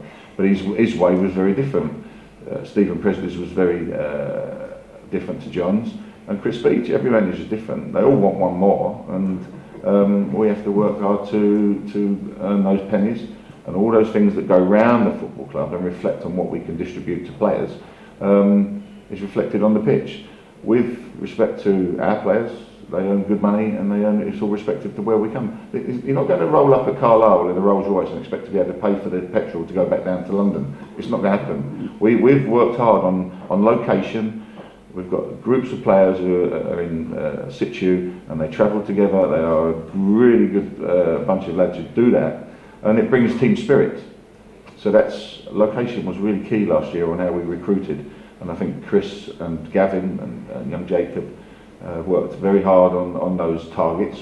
That's been reflected, and also when we upgrade now into Joe Riley, to Jack Armour, to our younger players, we're supporting those because we want those to come through. And if we end up selling one, then so be it. So be it, that happens, because it means we've been successful. Jared Branthwaite wasn't going to sit in Carlisle when he's got his agent with the petrol running to go to Everton. He was ready to go, and that's fine. So we have to do the best deals for this football club. But in terms of where we are, we do very well, and we do it quietly and respectfully. Do you want to say anything about the old deals, or shall I? Yeah, you can talk about the old deals. I mean, they were the manager. I think you rightly, as David rightly says, has a big input because he has a big input in both the bonus system that he wants to play within his squad. That's his form of motivation. Keith's was unique to Keith, and so that plays a big part in how you structure some of the deals. And getting out of some of those deals, because it was such a unique one, gave David a headache after he came, I know for sure. And so that you've got to work through them, but each manager has his own way of motivating players. And I've got to say, in the recent past, Keith's way was to motivate through monetary incentives, and that caused us some problems when he wasn't there. When he was there, it worked for him. I think it worked for him. It cost the girls in the office on interpretation of assists and all sorts of damn things. It was a peculiar system that I'd never seen before. But it is usually unique to the manager, I've got to say that. And maybe he was, and this is controversial, he was a bit of an exceptional manager, rather than say the word exception. Right, okay. Yeah, I think into the detail, without revisiting old things. Keith liked to work directly with Andrew. That's the comment, isn't it? He had to work directly with Andrew. John, when I came in, John said to me, "You deal with the deals," and when I intervened, Keith wouldn't deal with me, he dealt with Andrew. Because I said no. And Andrew always wants to support the manager. It's one of his biggest qualities, but with respect, he knows it's also one of his biggest problems, because he's so keen for this club to do well that he can fall foul of that. So having a football person like David, who can command respect of players and also deal with the manager on an even level, means that risk of a manager going directly to the person who's pulling the purse strings is managed. And that is the biggest step forward that we've made in controlling our costs. So there's no shortcuts. You can't go around people. David controls it, and it's made a difference. So that's the history. But ultimately, we all take responsibility because it was all on our watch. Yeah. But the desire was to get the club promoted. It got to about 10th place, and where everybody thought, right, now is the time to push on. All this stuff about ambition that we talk about. Push on, get promotion, right, okay. So loosen the purse strings. And we got to the playoffs, and this day, as Simon was saying, this day, 4 years ago, we got knocked out. So we got very close, but we didn't quite do it, and then you pick up the legacy of not quite making it. But it's a different regime and a different approach now. Yeah. And that's that. On the pitch, Dave works really hard. It's not the easiest. He does have it more difficult because of the climate. He never shirks that. He always protects his pitch, and he'd have 23 games for 90 minutes and not a minute of injury time if he'd allow it. So that works well, and I think we're all proud that he continues to deliver good pictures for us. It's been dug up outside. The club's investing quite a bit of money to say that we are in the middle of a COVID crisis in a new surface. We're going to spend more money than we've spent on the training pitch at the back in my time here, and leaving me some money spent at Crichton. So we're trying to address these things to play our part in giving the surfaces that will give the team the best chance of winning football matches and training. So we are trying to do everything we can to do it, and hopefully that'll pay off next season. I've got a couple of serious ones for Nigel. From your favourite man, Richard. Nigel Clibbins can be quoted as saying boycotts never work in relation to fans against the owners. Why then were you for the boycott of social media? That's the first one. I'll let you do that one first. I think it was, well, for the stating the blind and the obvious, social media is not owners. So that's the first thing. The point about boycotting fans is that ultimately, except in extreme circumstances where owners are absolutely mad, those extreme circumstances, owners and fans want the same thing. They want the same thing. Honestly, they want the team to win and be successful. In the end, boycotts of clubs to try and force owners out, all it does is damage the team. It damages the team because players don't want to come to you. All your best employees walk to go elsewhere. Opposition come and think this club's in chaos. We can beat these today. You spiral down and the club goes into absolute carnage. It's been my biggest objective since I came in this club to keep it on an even keel so that the team could perform and the investors might come in and see that we're not a basket case. If I asked fans and people in this room, you could list 10, 15 clubs who you would look at and say, they're basket cases, totally chaotic. Who would go there near them with a barge pole? That's not good for fans, it's not good for clubs, it's not good for winning football matches, it's not good for anybody. So that's why I say, forget it, don't do it. Don't do it. If you want to make a difference at a club to get owners out, work with the owners to make the conditions to get someone who will walk in, not create a situation where nobody wants to come in. Because all that does is perpetuate it for longer.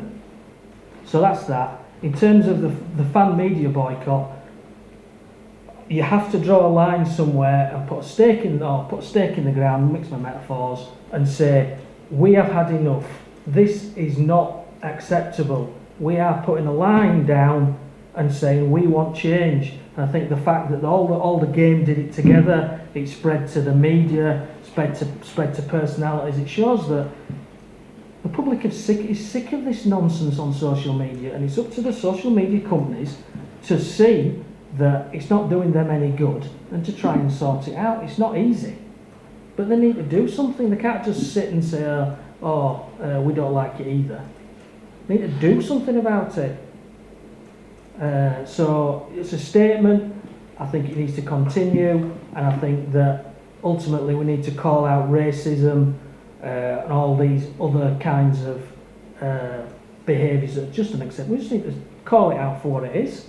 And I think the game, and we talked about this on an EFL call that I had this week, the game needs to work more together as clubs to root these people out and not let them get away with it. So if someone's doing something at our club, everybody else knows about it through the whole game and they're blackballed in terms of not coming in.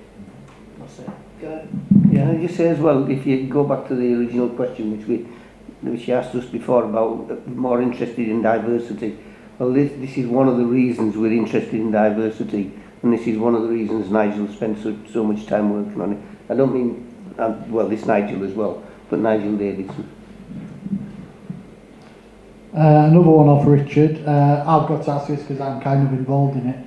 A user on the Cumbrian's message board, of which I'm one of the mods, has stated an allegation of personal interference into his business affairs after he criticised the club. Richard says the club had previous for this with himself. He had a run-in with John several years ago. Richard basically asks, is this part of the club's constitution to silence supporters that criticise the club by meddling in their affairs? Who's asking that question? Richard Mulligan. Right, okay. Well, I knew this was coming because I've seen it on the forum. So I was going to read out what it said on the forum, but I won't read it out on the forum, from the forum. The fact of the matter is, I look at the forum and I do that because I want to know what the issues that the fans are interested in. I rarely, if any time, communicate with the forum, but I read it. We go to the CUSG meetings where fans ask questions from the forum and we answer them.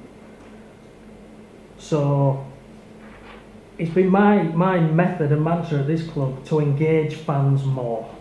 I want fans to ask questions. What time is it? 5 past. I'd said to Andy, can we keep going so fans can answer more questions? There's no agenda here to stop at people asking questions. No agenda whatsoever. We want more questions, right? So that's the first thing. I think where fans have a concern like that, link back to the social media thing, I think what I'd like to see happen is that fans contact the club.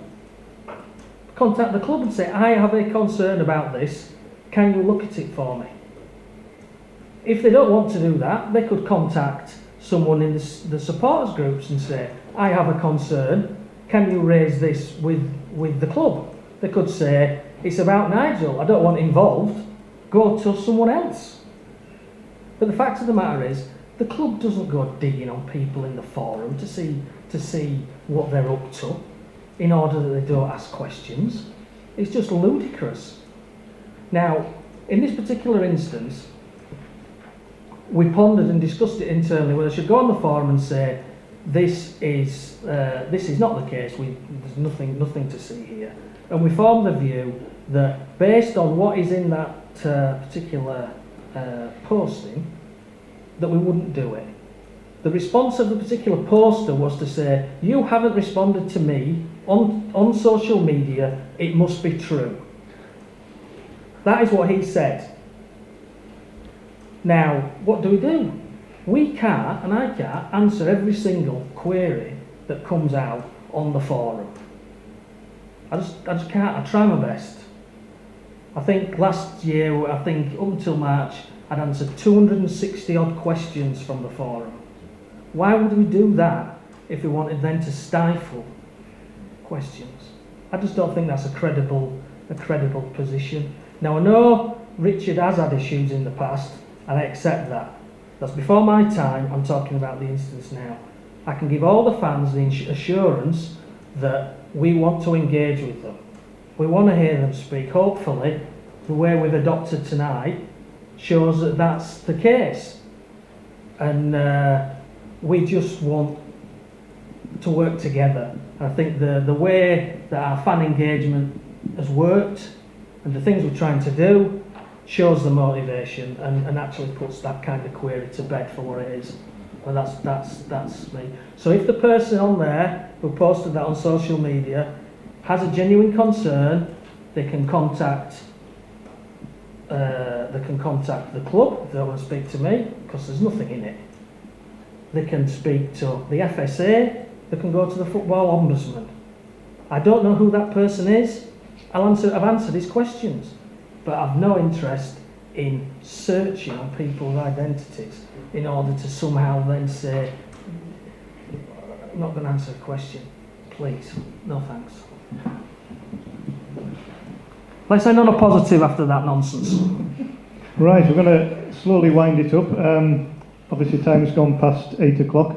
Shall we stop so we can't ask any more questions? We'll any chance of signing Harry Kane? Is that in the budget? He's available, apparently. I know I've had that tweet already. I'm a West Ham fan, don't I, Thomas? And one final one, it's off Simon Fox. He says, can you please keep the curry photos for the man of the match? And is Mr. Ali still sponsoring the man of the match? The curries after the game next season? Can we shine light on that? I mean, what a gentleman, and the guy, the boy is unique. And he's been an absolute legend for the lads, the chap. And we're going to go down there. I mean, we've spoken about his staff. Obviously, no one's been allowed out, but we would support them. And if they want to continue supporting us, we'd be delighted to. No problem. But the lads love it.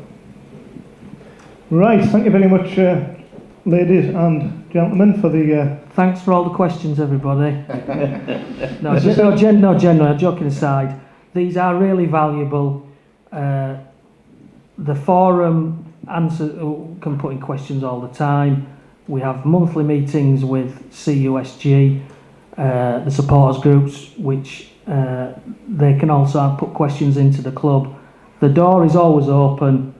My email's freely available, and anybody who wants to ask anything in between time, they can do. And I just want to say thanks for your support through the season, through iFollow, and staying in touch with us and backing the team in all the ways you can. We do really value it. It is difficult for us and it's difficult for you, but we're all about the fans, and I'm trying to make the club even more about the fans. Thanks, bye. Thanks, Nigel. Just for anybody that's watching that hasn't had a question answered, that you put one in, they will be answered, and the details will be up on the website or in the normal channels. But any questions that haven't been answered, they will be dealt with, and you will get an answer, a personal answer on that regard. Okay? There will be another forum, as I said earlier on, which will be a management one, which is more on the football side, pre-season. Chris Beach, I would expect, since it's a management one, will be here with the coaching staff, and it will be more of a football themed forum for everybody. Details to follow. Once again, thank you very much for all your questions. Thank you for the panel, for your patience and dealing with those questions tonight. Thank you very much. Thank you. Thank you.